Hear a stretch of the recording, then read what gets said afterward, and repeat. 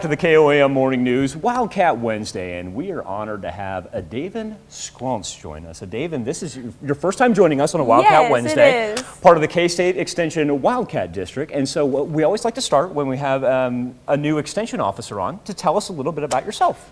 Yeah, I grew up in Pahrump, Nevada, and I went to college at Oklahoma State University. I got my bachelor's in animal science and also my master's in international ag there. So I was there for 6 years, and then I started with the Wildcat District last July. Well, congratulations. Thank and you. I'm sure it's a question that you get quite often, and I asked it during the commercial break. The name Davin. Very unique, and would you tell everybody the backstory behind it, because it's so neat? Sure, yeah, it's my mom's middle name, so that's how my parents came up with the name, but my grandparents found the name because my grandma came across the name of the town when they were driving through somewhere in Nevada.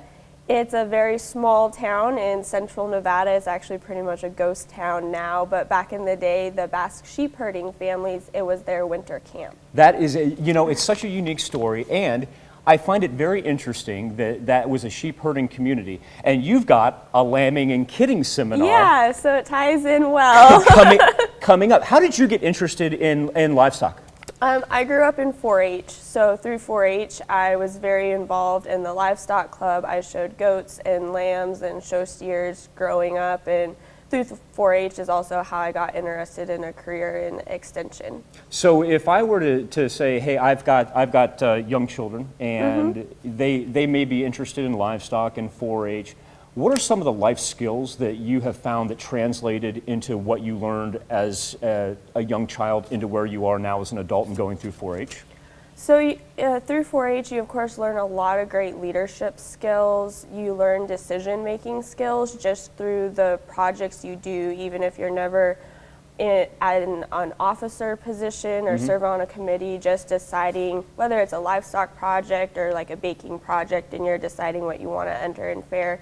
And you also learn how to work in groups if you're an officer, or if you serve on committees, or just working with the other kids in your club. You learn a lot of great skills related to team building, working in groups, and just the experience you gain interacting with the judges at fairs translates over to interview skills later in life. So coming up next week in Parsons, we have the Lambing and Kidding Expo, if you will. What exactly do kids learn when they take part in this?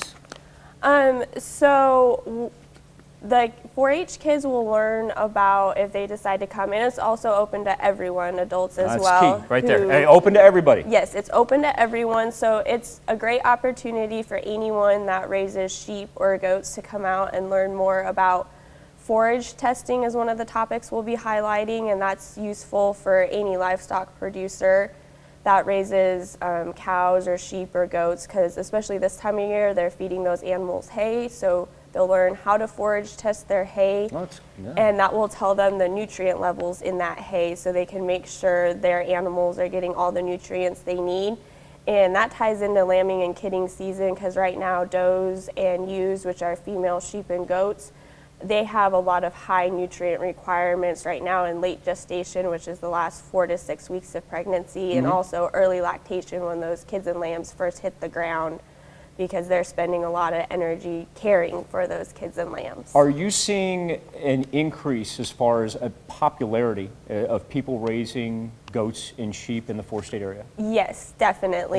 Do you know why is that, I would ask? The market has increased for sheep and goats in the last probably about 10 years. Really nationwide, it's become more popular. Okay.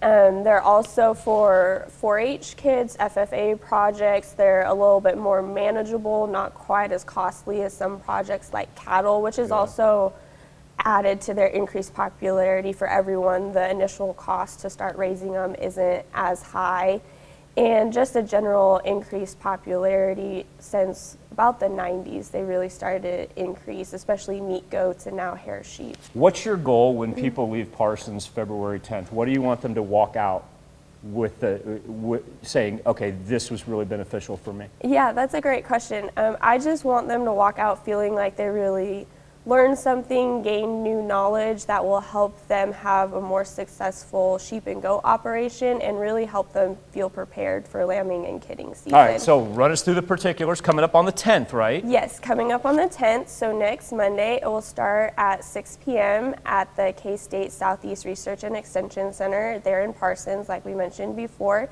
We'll start off with dinner, so if you can't make it right at 6 because you're getting off work, feel free to come in later. But David's going to feed you nonetheless. Yeah, dinner is included. There is a $5 registration fee.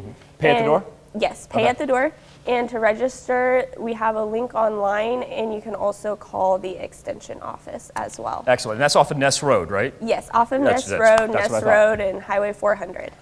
David Scrons, I Yes. want to thank you for Thank joining you us. very It's been a much. pleasure meeting you, and we hope to have you back for more Wildcat Wednesdays in the Yes. future. Thank you. Be back with more KOAM Morning News right after this.